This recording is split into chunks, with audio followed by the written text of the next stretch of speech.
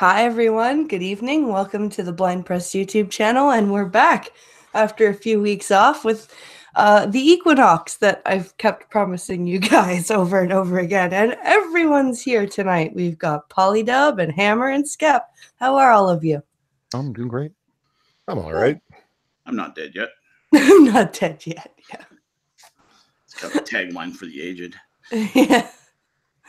So tonight we're talking about the two-parter for season 5 finale and premiere of season 6, the Equinox, which I gotta say is up there as one of my favorite Voyager two-parters. Probably one of my favorite Voyager episodes of the series.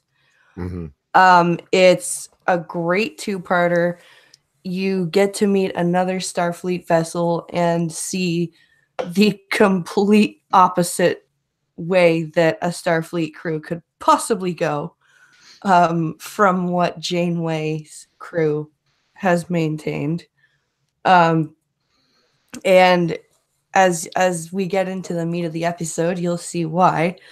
So initial thoughts from all of you on the Equinox. I'm surprised that Captain Ransom's first name is Rudolph. Rudolph Ransom, is he from a Marvel comic book? Yeah, I know. I just kind of went to the Memory Alpha page because I wanted to know an actor's name, and I was like, Rudolph. I really like this two-parter in a big way because it's I don't know. There's something about episodes where you get to see the Federation's all perfect and everyone lives in this wonderful society. Well, what happens when you really put them under pressure? How do they react? Yeah. It's fun to see. And it's like, they don't even call each other by their ranks anymore, like that far gone. It's pretty cool. Yeah.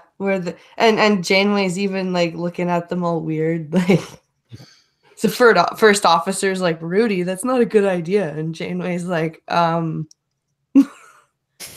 you guys refer to yourselves by each other's first names, do you? By the way, that is something that absolutely would never happen on the bridge of a Navy ship.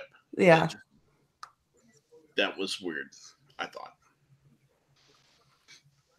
Well, you don't get to in the Year from Hell, part 1 and 2, you get to see that Janeway and company aren't exactly saints under all kinds of pressure, are they? True. That's very true. Well, they actually sit and talk about that for a moment. He asked her, captain to captain, how many times have you broken it? And she says, I've never broken it, but I've been it a couple times. And he kind of admits to the same thing, although he's lying. Well, she wasn't exactly telling the truth either. She was telling more of the truth than he was, I would say. True. Yeah. It was her truth. And her line is, and let's keep in mind, I know most of those admirals on a first name basis, and it's like, oh, nice, Janeway. Yeah, I damn well know you're going to get away with it. Yeah. Wait a minute, was that episode, or was that Counterpoint where she said that? I think that might have been this one. One way or another, it is in reference to facing consequences for breaking the Prime Directive. Yeah. That she's speaking in reference to. Now, so do you think... So why do you think they chose to make a Starfleet crew go so badly wrong? Do you think they were trying to show, like you said, that Starfleet doesn't necessarily have to always or should always be a perfect organization? Like, do you think they wrote it that way to kind of show the bad part of Starfleet? More or less, like, as soon as you see Brandon Braga's there, it explains a lot. He loves those kind of ideas. And being that Jerry Ryan's his girlfriend, he constructs a lot of shows in and around her. Yeah. And certainly the whole show isn't constructed around her, but a major part of it is, where, you know, especially part 2. Yeah. Right. It's models for humanity, and Captain Ransom makes a pitch at 7 of 9. You know, there's many models for humanity, and she's like, you would be an inferior example, or words to that effect. Yeah. Where it's, you know, there's more than humanity than just what you've seen on Voyager. And she's like, yeah, I'm seeing that. You know, you know. So you asked, like, what do you think that they were getting at? I think it's Brandon Braga being weird and wanting to construct an episode around his girlfriend, to be honest. But it's also Rick Berman and somebody else that I'm not familiar with. And Rick Berman, like, you know, he's not the best episode writer, but he did a damn good job here. Joe Menonsky is the other writer. I really enjoyed the idea behind.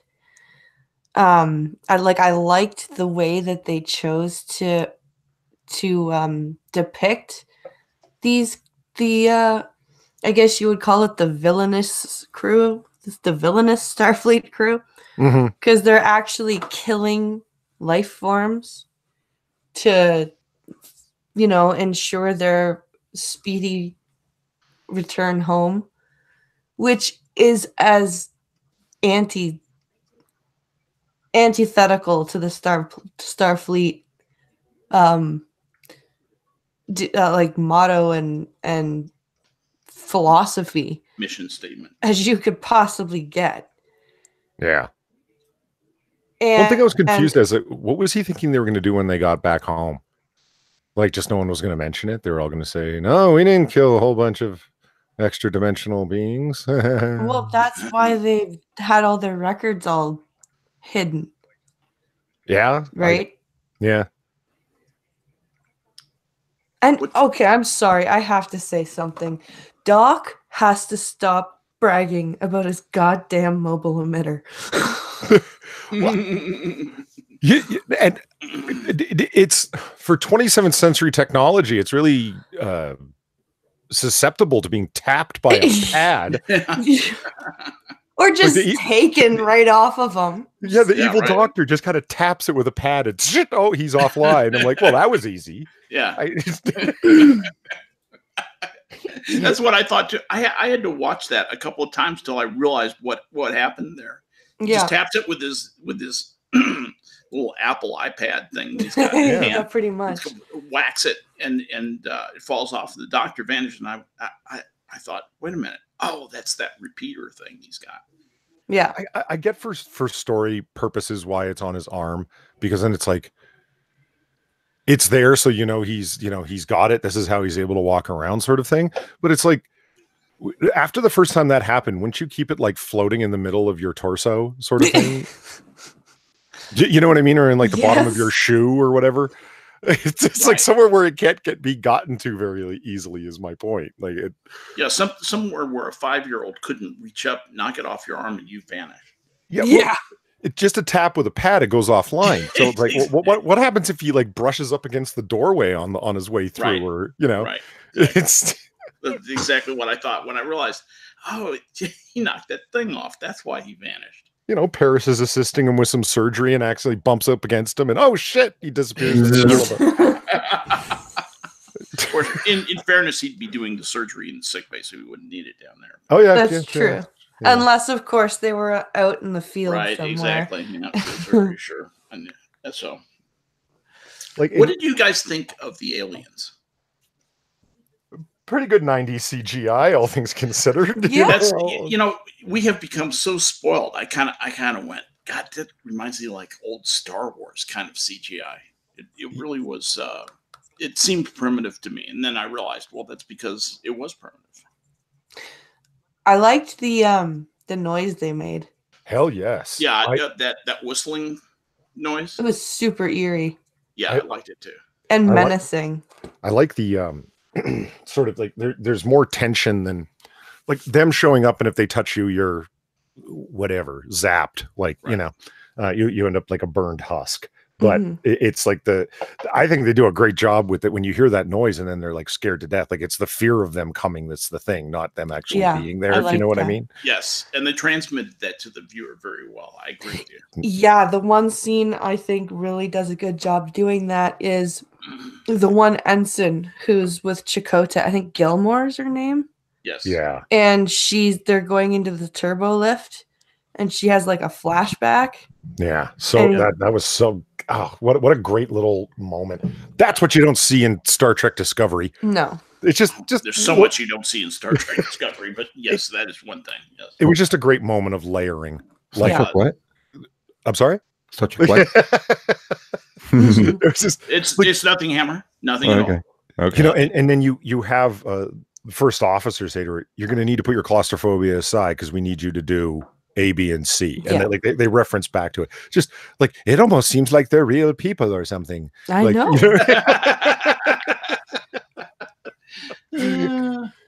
You know, with all those simulation things, you know, walking on the beach on the coastline of, you know, some distant planet. Where's the porn? I know, right? I've been on a Navy ship. I know what those people out in space or at sea would use that for. Porn 24/7. Yeah, it would not be, I'm going to go for a nice walk on the beach. No. Would be Gonzo, the guitar player, shoved his mutated member into her quivering. You know, it would be crazy porn. It would. And it would be Quark's holosuite. It'd just be like a den of iniquity and depravity for sure. It would, yeah. Yeah. And they never even explored that at all. You know, and that's one probably a knock that I have on every part of Star Trek is that there is a missing earthiness about the crew, about the regular crew folk, that I guess maybe they really are the best of the best, and they're really top-notch astronauts who get to go on a starship. But darn it, I want porn. You get a little bit of it in DS9, but yeah. But I don't know. It kind of goes to what Skep's saying. It's only when they're like on the edge of the frontier dealing with like Ferengi and people coming and going, like that you're going to get stuff like that. As soon as it's on a Federation ship, everybody's so stuffed shirts, straight laced. It's just like, oh god. That's exactly what I was trying to say. Yes. Yeah. It's I know we're talking about Voyager right now, but it's like that TNG episode where they go to excuse me. We're Rona Dagar, the escapee former super soldier dude. Yeah. I can't remember the name of the episode right now, but I think it's just called the Prisoner or something like that. The Prisoner. Is it? I thought it was The Prisoner. I think I may have talked myself into that. I know it's season 3, episode 11. So it's got Jesus, that's awesome. Jesus. This is fucking awesome. Where they before they roll the title credits and they're talking to pre-Zephram Cochrane, the actor who plays him in the movie anyway. Yeah. He's like, we've devoted ourselves to the development of the mind and art and culture. And he kind of like, oh, excuse me, I got to go just now. And Riker says, I don't know, this place is a little stuffy for me. And it's like, it's stuffy for you. Like every Federation ship is like the stuffiest fucking place like imaginable. What are you talking about? Right. Everybody's so squeaky clean. They all speak 6 languages. They're all mathematical geniuses. Like, fuck you people. Well, why do you think Riker always wants to jet off to Risa? Yeah. The name of the episode is The Hunted. The Hunted. Okay. Great little episode, by the way. It's yeah. Okay, so anyway, Equinox. I really dug that they made a relationship, a past relationship between B'Elanna Torres and the first officer. Mm-hmm. I'm trying to remember, the actor's name is Titus Welliver, and he's been in a bunch of things that I really dig. Like he gets a lot of side roles. He was in whatchamacallit, Deadwood. He played a recurring character in Deadwood, and he's just got this epic voice. There's something about the resonance of that guy's voice. You know, his character in this is Max Burke. Max Burke. Yeah. And it's kind of corny, but you when Burke first runs back into B'Elanna Torres. You get Harry Kim cracks a halfway corny but halfway funny joke. Come on, turkey platter. Yeah, he was all right. Turkey platter, let's go. And I'm like, okay, not bad, Harry. I mean, who's jealous? Who's jealous? Yeah, right. Yeah. It's the kind of PG joke I would expect from Kim, but I laughed. I'm not gonna lie. It's like, yeah, you are jealous, motherfucker. Like he was just sticking it to Paris. You know what I mean? It's like, dude, everybody saw it, man. You're not comfortable right now. And I like that they made him a smart guy. That they made Burke like a clever, intuitive guy. That he's yeah. You know what I mean? When he goes and speaks to when he's stealing files actually later on in engineering, yeah, he's able to cover it up real quick what he's doing, and then it's like, so we should get together for dinner. She's like, Max, don't get me wrong, it's nice to see you. And he's like, but Tom Paris, like he picked up on it right away. Yeah. He's not a moron, you know. The closing line of that was great. After all that discussion, he says, so dinner just the two of us tonight? Like, ignored everything before that. Yeah. Awesome. Yeah. That's a smooth guy there. Here's one thing that I feel about this episode. I liked it so much, and I liked sort of the introduction of characters so much. They were, except for the guy who had his legs crushed, every single one of the characters was interesting and dynamic. Like they had stuff going on. Ransom was cool. The first officer, Burke, was cool. The woman with the ensign, whatever her name is, with the Gilmore. Yeah. Even the black dude was pretty cool. I thought he was the flattest one of them, but that's just, he didn't really have a lot of screen time. No, he did. If he had more lines, he probably would have been cool, but yeah, I would have liked to have seen them continue on. Like they had this small little Nova class ship, I believe it was. Yep. Yeah. Science vessel. It's, I don't know. Can't you just planetary exploration? Yeah, planetary exploration vehicle. Yeah. Yeah. Couldn't they have destroyed the Equinox like 3 or 4 episodes down the road? Like, couldn't you have them hang around for a little bit? Well, maybe if they hadn't have pissed off all those alien beings that they killed, that might have been a possibility. But that they kind of had to pay the price for their sin. That was why they maybe one of them. I mean, they threw Paris in the brig for 30 days straight and bumped them down in rank a bunch of steps, made him an ensign and so forth. Like maybe keep Gilmore around because she's the only one that's repentant. But they did keep most of the crew that didn't die. We just never see them. I guess that is true, isn't it? Because Janeway said you are all demoted to crewman. Mm-hmm. You're here. We're not going to leave you behind. But don't you dare think that you're going to wear a frickin' Starfleet uniform. You're earn our trust. And then they give her the Samantha Wildman treatment and never refer to them again. Yeah. We'll never show them again. They refer to Samantha Wildman, but like Naomi has like free run of the ship and her mom ain't nowhere to be seen. Yeah, I know, right? It's just, I don't think she comes back up again. Does anyone remember if she does? I don't think she does. No, I don't think she does either. After that, after the Once Upon a Time episode. Yeah. So what rank are you if you're stripped of all rank? You're just a nondescript crewman. Yep. Yeah. Okay. Well, going from officer to enlisted, in our Navy, you can't do that. There's just no provision for that. If you're stripped of your rank as an officer, you're basically a civilian, and a civilian on and be imprisoned. That's why you tend to see guys who are sentenced to jail. This happens to supply corps officers a lot who embezzle money, and they decide, for whatever reason, it'd be a good idea to take off with the payroll cash and go have a weekend in Vegas, and then they spend the rest of their life in jail. And the last thing that happens after they're released from prison is that's when they're stripped of their rank. Down there, they're not paid. They forfeit their pay as what's called in non-judicial punishment. But then at the end, that's when they're stripped of their rank. But there's no way to make an officer into an enlisted man, the way typically any Navy is set up. And it's very clear demarcation between those two. I think had they been in the Alpha Quadrant, that probably would have happened. Oh yeah, they would have sent him to one of those super country club air quotes prisons in New Zealand, like Tom Paris was Yeah. like. Right. I mean, seriously, the guy not only like betrayed his oath to Starfleet and betrayed the entire Federation, he became like an active fighter against it. I mean, this guy basically went over to ISIS. Right. And Yeah. you know what I mean? And it's like, oh yeah, we'll just have you out in this green field in New Zealand. It's fine. It's fine. Like it's just very nice. It's a very, very humane correctional system the Federation has. It's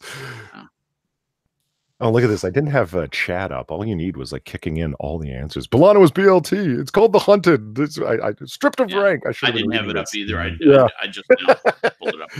All you need is a nerd. I love it. That's great. We've got good nerdisms here. And I've been throwing this out on Twitter and trying to get people to pay attention to us. But, we got 8 now. So what did you think about Janeway's reaction to the Equinox crew's machinations, shall we call them? Do you think she went a little bit over the top? Mm-hmm. There's some... I promise I will shut up. I know I'm probably talking too much. I'm trying not to. But I thought she was very self-righteous. Yeah. She was way too self-righteous, and I found that irritating. That to me was just poor writing. It didn't have to be written that way. I'm gonna have a hard time with this, but I'm gonna have to disagree with you on that. That's I think they wrote it. They wrote it specifically. They wrote it specifically to be that way. They wanted to show that Janeway can't handle being hurt at that level. Specifically, they did it on purpose. I assumed that there was a moment in the writers. This is my guess, okay? But I assume that there's a moment when they're what do they call it, breaking the story or whatever. That is her imperfection, and this is Ransom's imperfection. Because yes, she goes too far, and that's the whole point. Ransom goes too far in his way of like, fuck it, come hell or high water, we're getting home. Yeah. And Janeway's like, come hell or high water, I'm taking this bastard down for this betrayal. Like, yeah, she's absolutely self-righteous, and it's intentional that it's a failing on her part and to counterpoint his failing. That's what I took. She's embarrassed. She's embarrassed. Her crew sees this. She's embarrassed. Yeah. Yeah, we're supposed to be Starfleet captains, right? You don't embarrass another captain. I was waiting for Janeway the first time I saw that episode when he goes, it's easy for you to, make these bold, like grandiose statements when you're standing on a ship with a deck intact or bulkheads intact, and Indeed, yeah. And that's a great line. It's a long way back to the Alpha Quadrant, Captain. But I was waiting for her to be like, bitch, I dealt with the fucking Borg. Yeah, but she dealt with the fucking Borg with Voyager, a ship designed to deal with the Borg. That's true. But like, I was just waiting for her to be like, you know what? No. Like, all she said was it's never easy, but that is the reason that Voyager exists. It exists as a response specifically to the Borg. Same with the Defiant. Ships both designed specifically to deal with the Borg. So yeah, of all the ships that are going to have to deal with it, hers was the one that, luckily, is the one that got taken. Besides the Nova class ship at Equinox. Well, somehow the Equinox never met the Borg, because you even hear Ransom didn't see them. Yeah, haven't seen a cube ever since we got here, he said. Yeah. I do like that they threw the caretaker into it. Like, how'd they get there? Yeah, they almost said the name at the same time, didn't they? Yeah. Yeah. We'll compare notes later, Captain. That sort of thing. It's like, as opposed to, oh, we slipped through a wormhole or we did this, we did that. It's like, you've already got the ready explanation just sitting there waiting. He was grabbing ships from everywhere to find compatible DNA. What is it so weird that he would have grabbed another Starfleet vessel? No. Yeah. So cool. Works for me. Great idea. Absolutely. Yeah. I was trying to find the name of the maker of that banjo.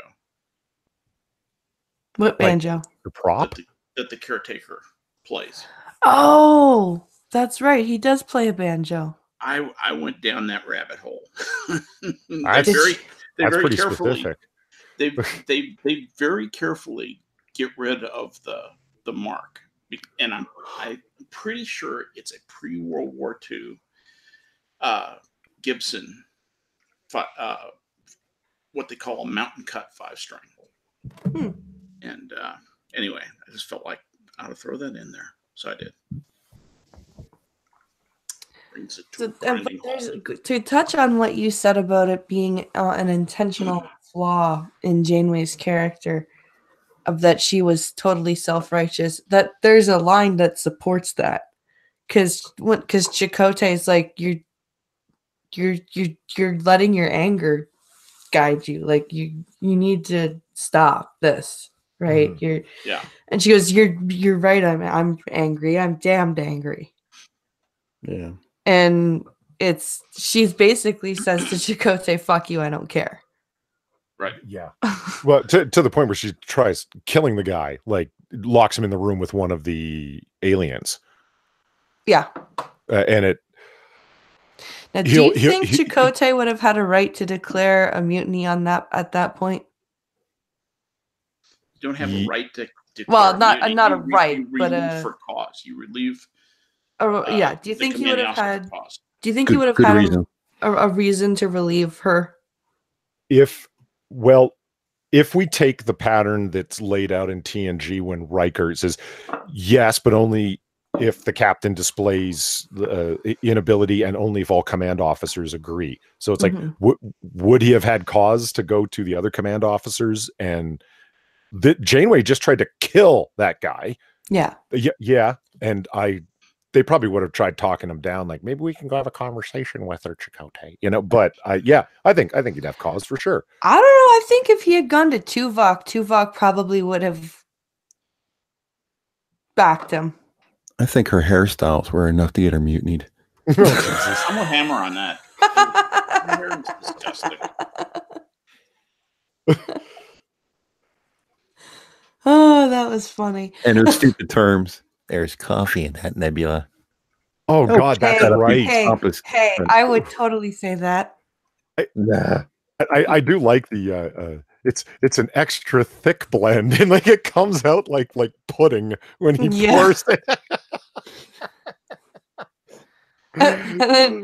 and then Chakotay's like, Chakotay to Janeway, I'm on my way. And she gets up there and he's like, there was no need to come here, Captain. She's, yes, there was. Yeah.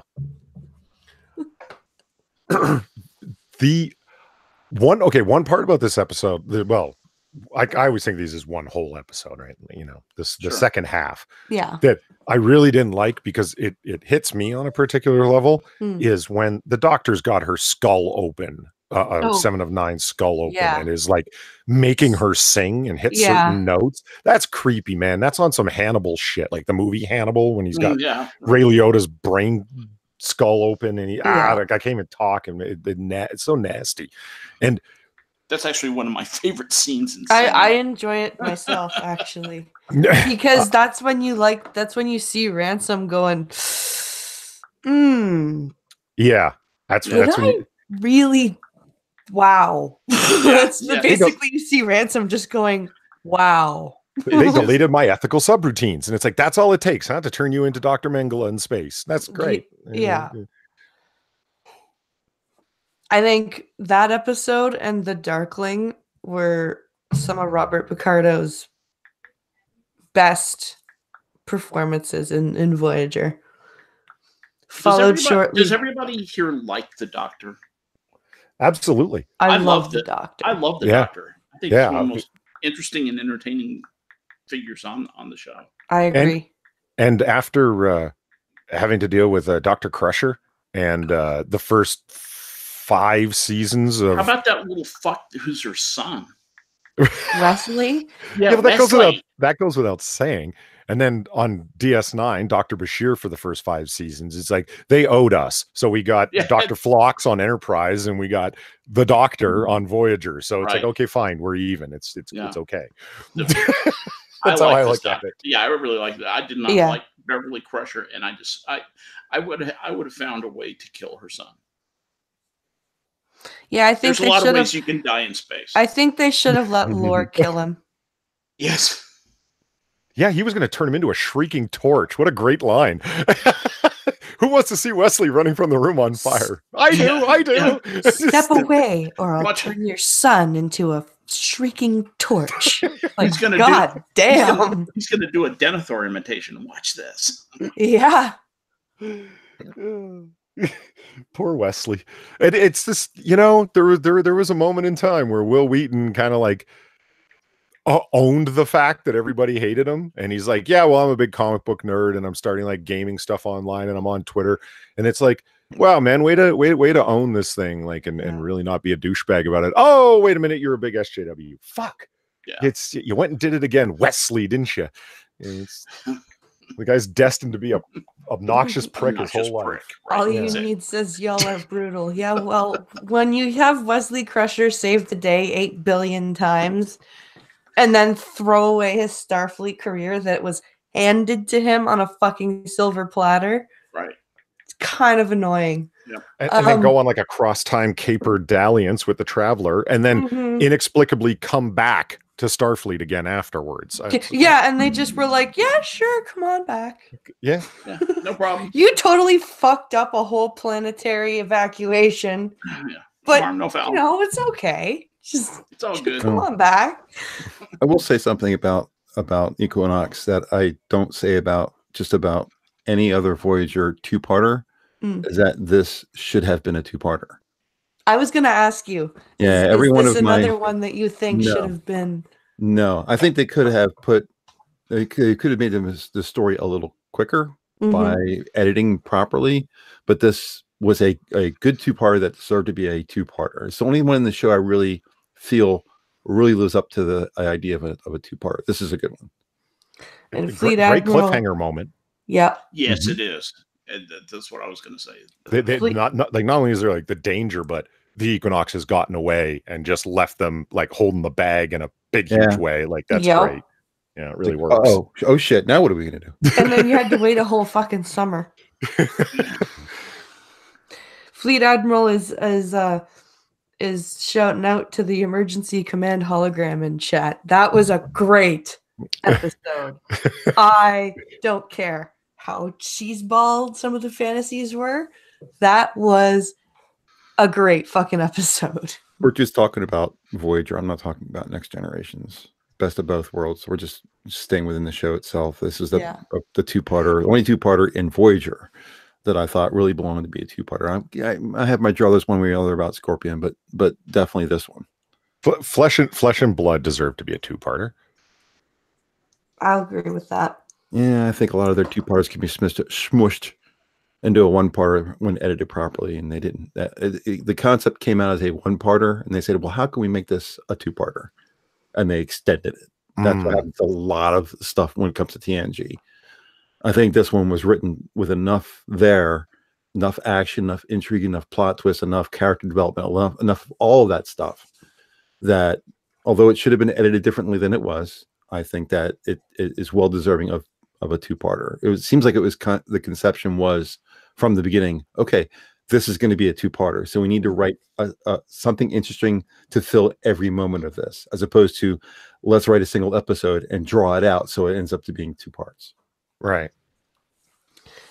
And I even like the way they wrote these, like, there's the part where we know that Voyager has found the shuttle of, the away mission from the Equinox. And we know that they're going to get them, right? But then when you switch it to the scene where they're talking about, oh, that looks like McKinley Park over there, and blah, blah, blah, blah. And you get drawn in, and then all of a sudden, oh shit, Voyager people are there. Oh yeah, they're oh yeah, I forgot about that. It was really well done. Like, I think the only thing I would have changed in this episode was the casting of the captain and the first officer. Oh yeah, you didn't like the casting, not the part, the casting. I think the guy who played Max Yeah. Very much looks to me like a captain. Very much acts like a captain. He's a little quieter, a little more menacing, where the captain seems a little bit more snivelly and more backhanded. And I think the characters should have been, or the actors should have been swapped. I think the sniveler was definitely the guy who played the captain, and the guy who looked like he was actually in command with the kind of voice you would expect from a captain, like a Cisco, kind of like that kind of thing. He seemed like he shouldn't have been the first officer. He should have been the captain to me. You don't think just the difference in age would have? Because I mean, clearly Captain Ransom was like, that's the only thing that would be a mitigating thing, is that obviously the guy who actually ended up playing the captain was obviously older. Well, and it even says that he's kind of a sniveling, backhanded kind of guy in his tactics, right? Because Janeway was going over his I guess his service record, and saw that he was like playing hide and seek with the Klingons in a gas giant's atmosphere, kind of the same thing. Like that's kind of, first of all, that's retarded. Second of all, it's very, I don't know. I don't know if that's retarded. It might, it maybe a little, because Picard does the same thing when he runs from the Borg. He hides in a nebula. It's a battle tactic. That's true. I don't know. You could. I wouldn't take a ship into as low as he did, though, into a gas giant. Like, you're gonna chase.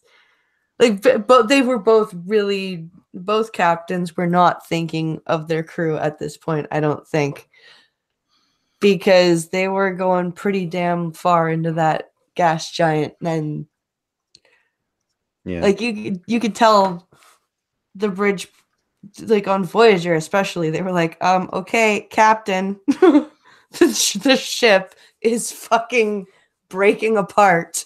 Well, you make an interesting point. You make an interesting point there. You talk about times when you might relieve a captain for cause. You know, if the captain makes some stupid helm command that is going to instantly cause a problem, like you're going to bump, smash into another ship, one of your guys, and it's clearly a mistake, or he's going to, go up on a reef, or, some other horrible thing is going to happen. That's when you say, no, I'm relieving you for cause. That's it. You're get off the ship, call the master at arms, put him in his stateroom, and don't let him come out. I'm relieving him, taking him with the ship. That's when you would take over. When the captain orders you to do something that's absolutely crazy, like go low into a gas giant, the crew would just say, no, we're not doing that. Well, I mean, the captain does redeem himself in the end, no? Yes. Yeah, captain is always right on Star Trek. Yeah, well, yeah, it's like Burke, who's like the asshole to the end, Yeah, Burke was like, fuck them, I don't care. And, well, one scene that I thought would have been good is between Ransom and 7 of 9, where it's like, okay, I've kidnapped you, but like appeal to 7 of 9's efficiency obsession as a Borg.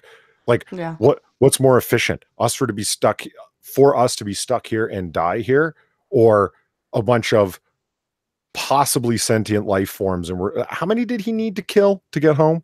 70 something, wasn't it? I forget. Like, he actually names. I can't remember, but it wasn't small, but it wasn't like. He doesn't know 7 well enough to do that. She's not a typical Borg. He doesn't know enough to. She might be human enough that she might have abandoned that. He doesn't know her well enough. Well, but he doesn't know her well enough to think that she's not going to. Well, I mean, he tries this like thing with her about if you want to explore your humanity, well, Janeway doesn't have a dick and I do, or whatever. Like, okay. Well, I don't know. Like he knows enough to try and appeal to her on that level. So. Yeah, male and female, that's pretty standard stuff. Yeah. What did you think of? I was kind of disappointed with Tuvok, because when Janeway's like, talking to the aliens, and he's like, Captain, do you really want to trade lives for lives? And she's like, I just confined my first officer to quarters. Do you want to join him? And he just shuts up. And it's like, Tuvok, really? Come on, that's not you. Like, just, like, I mean, I know it was for the writing, but that's not what Tuvok does. Right, I see what you're saying. That was I think that was a mistake for Tuvok. Or it was an out of character moment for Tuvok. I don't know, maybe he just saw no logic in arguing with her in front of everybody, but because I could see that argument, like him, because he's always said to 7 of 9, you never argue with the captain in front of the crew. And maybe he figured there was no time for her to be like, Captain, can we go to your ready room, please? So in the middle of this diplomatic, well, partially diplomatic conversation that we're having. But yeah, it was just a weird moment. Everyone argues with the captain, says Chadwick. Yeah, in some way or another, there's always a scene where someone's arguing with the captain, no matter what Star Trek series it is. I'm trying to think of what, like, other than that, what kind of like role Tuvok had in this. Like, he's just kind of like there on the bridge. Like, what is he doing in this two-parter? He's kind of an NPC. Yeah. Tuvok doesn't do much in this episode, really. Like, it's really Janeway versus Chakotay in terms of interaction, right? Like, bridge people. He doesn't really do much in any episode. He's a talker. Well, okay, but fair enough. But I mean, like, he's playing what part does he play in terms of the plot? Like, he's either talking Janeway into something or he's functioning as their confidant. Like, what is he doing other than just standing there at tactical? Do you know what I mean? Yeah. I'm trying to remember. Yeah, there should have been better editing. And like I said, there's parts that they can remove in this and re-edit it and add parts of other people that would make this a more interesting episode. And I think you're hitting on it right now, because here's Tuvok and we're not using him. Why not? Yeah. He has a part to play in this that could be very pivotal, because he is her confidant. You know, just being shut up like that's a good way to write him out of the episode, technically. So yeah, that was part of my previous. Honestly, it would have made more sense for him to go to Janeway instead of for Chakotay to go to Janeway with that whole scene about her anger that we were speaking about before. Her self-righteousness. Yeah. Well, Chakotay's going to see it from a command structure, and Tuvok's going to see it from a personality. So it's from two different points of view, but it could have been brought up by either person. You're right. To give him something to do in this episode, it probably should have been him. It probably would have sounded better and made, like, you know what I mean? Because that would have been good. It would have been a much better way to develop character than to just say, well, this is not how a captain acts. No, this is Janeway. Captain, what are you doing? The approach is different, you know, so one brings a little more heart to it. Yeah. So yeah, I think you're right. I think you're both right. I think that Tuvok was intentionally written, almost unintentionally written out of the scene, and missed a great opportunity to bring a different perspective on how she reacts to the situation. They really they missed an opportunity. Fleet Admiral says, "What if the 37s ever met the Borg?" That'd be 37 more drones. Well, but would the Borg actually even figure that the 37s were technologically advanced enough? Or, like, do you know what I mean? Would they see them and be like, "Wow, that's useless"? There is a question there, or we're a little off topic, but there's a question there. What would happen when Borg run into people that are much higher in the chain than even they are. What happens if you run into the Organians? What happens if you run into the Q? You know, suddenly the Borg become very squishy. Squishy drones. Because Q just goes and, you know, half the population's gone if he wants to, you know. Well, we see it in the episode with Q2, with Q squared, right? His son, he just brings a bunch of cubes, and then Q's like, if the Continuum's told you once, it's told you 1,000 times. Don't provoke the Borg. And then he just snaps his fingers, and they're gone. Yeah. Like, you know, like just... It's good to be the king. Which, by the way, is an awesome scene. I love that scene. It was a silly episode, but... Yeah. I'm amazed that they wrote into the show that they never saw the Borg. I was like, how could you possibly avoid them? You have to drive right through the middle of their territory. How can... I guess maybe because the Nova class ship is so uninteresting? Maybe? Huh. How many independent Borg units are there? Holy crap. Hundreds of thousands, aren't there? Aren't there hundreds of thousands of ships, billions of billions, at least billions. Hundreds and thousands of planets? Yeah, we can say billions of them on, say, 1 million planets, right? Okay.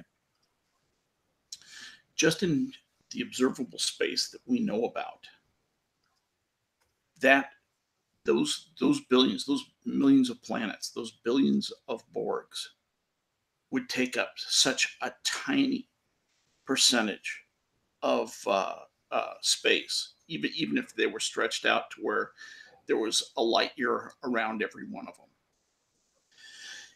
You would, you know, space is really, really, really big. You know, one of the interesting things about space is that they talk about the fact that Andromeda is going to collide with the Milky Way galaxy. This is related to Star Trek, I promise. And so people say, what's going to happen when the stars start running into each other? No stars are going to hit each other. No. The possibility of that happening is astronomically, so to speak, small, is unbelievably small. That's how big space is. That's how much space there is between stars versus the size of the stars. And the same principle would hold true for the Borg. So when you say, when you're driving past them, how could you not see the Borg? It would be very possible to never encounter the Borg. Especially if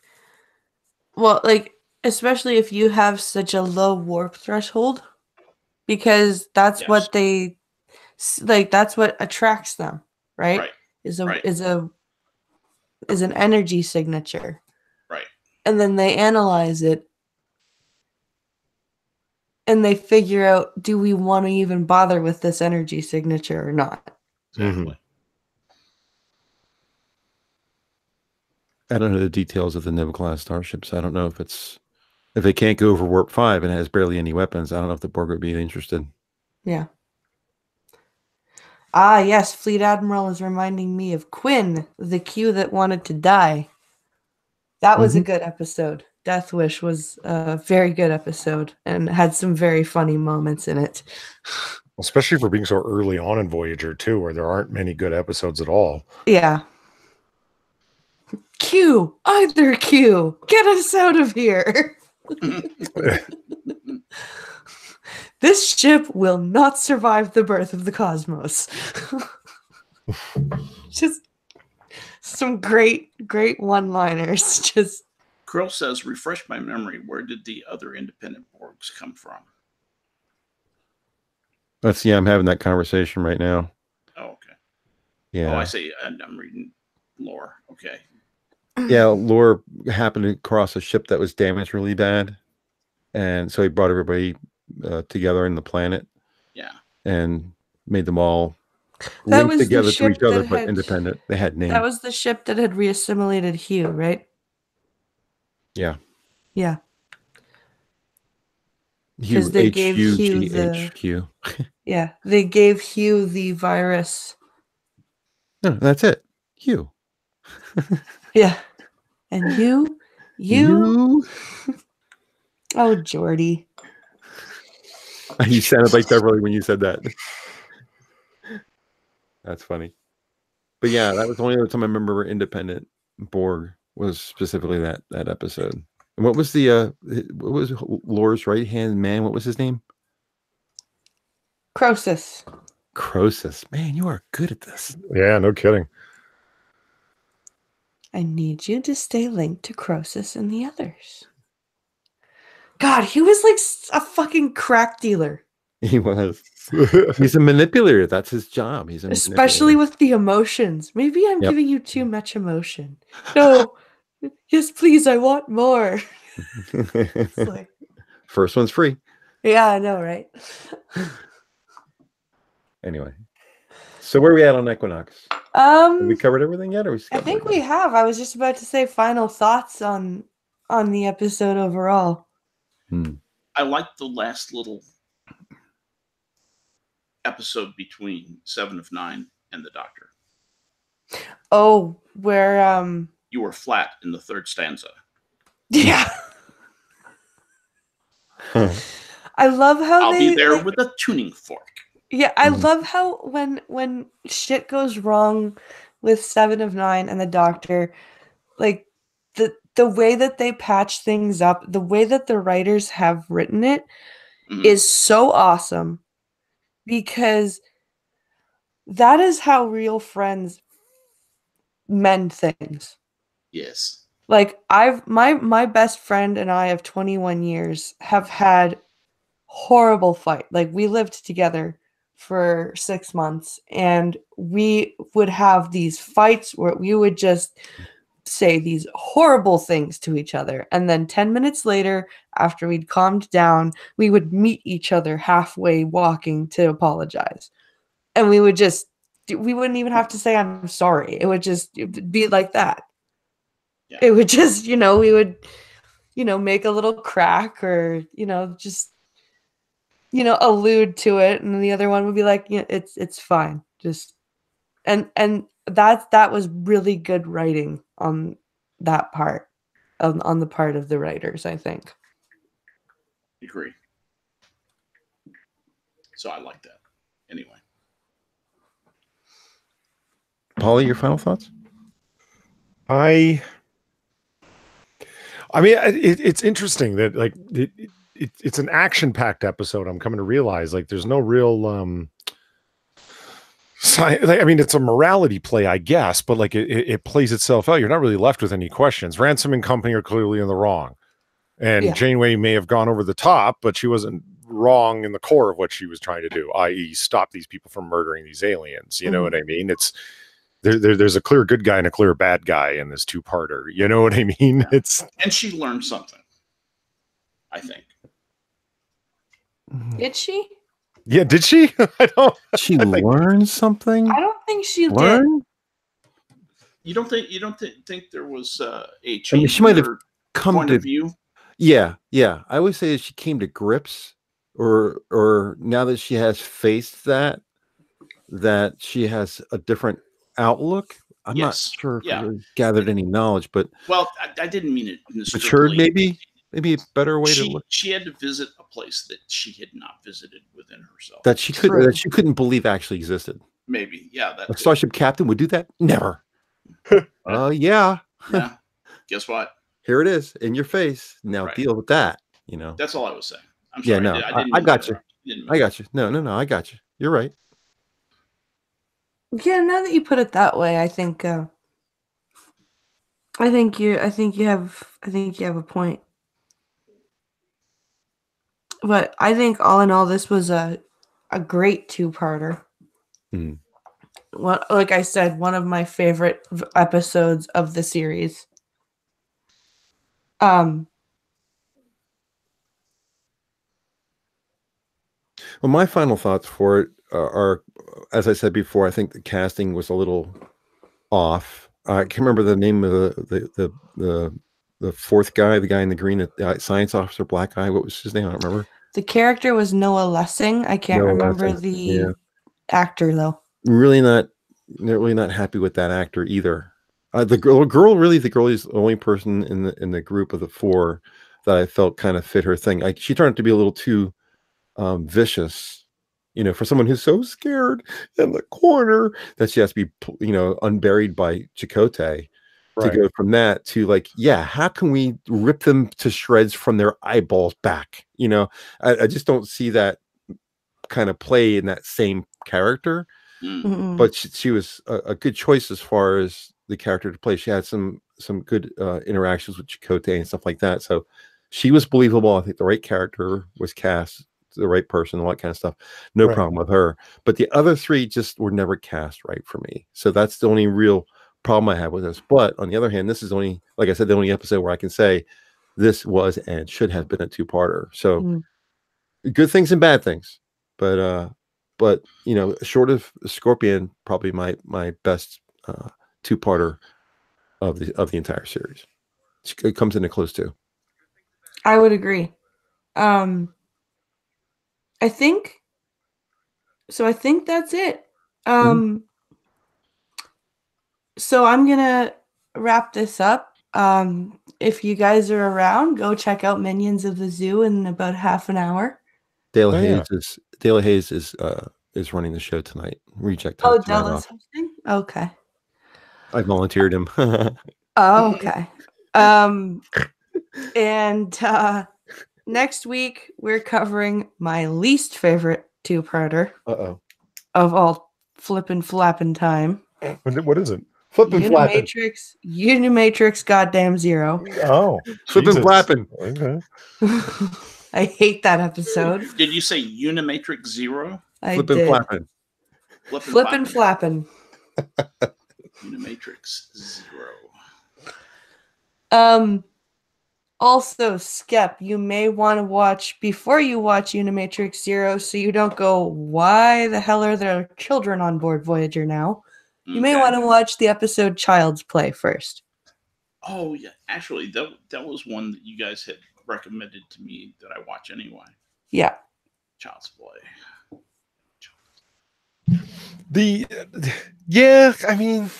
Okay, Unimatrix Zero. There's a two-parter that could have easily been put into one episode. Agreed. No, there's a two-parter that should never have been made at all. Well, okay, yes. But we'll leave all this for next time. We will rip that we will rip that to shreds, I think. But I think we will end this and have everyone who's going on Minions get ready for Minions, and I hope everyone enjoyed this stream and has a great rest of the weekend. Be sure to tune in tomorrow night at 10 p.m. for the Blindness special. And thanks to my panel, Skep Talk, Hammer, and Polly for another enjoyable stream. And we'll see everybody back here next week at 10 p.m. Thanks for having us on. No worries. I hope everyone has a great night. Chat. Have a great night. Love you, Chat. Bye.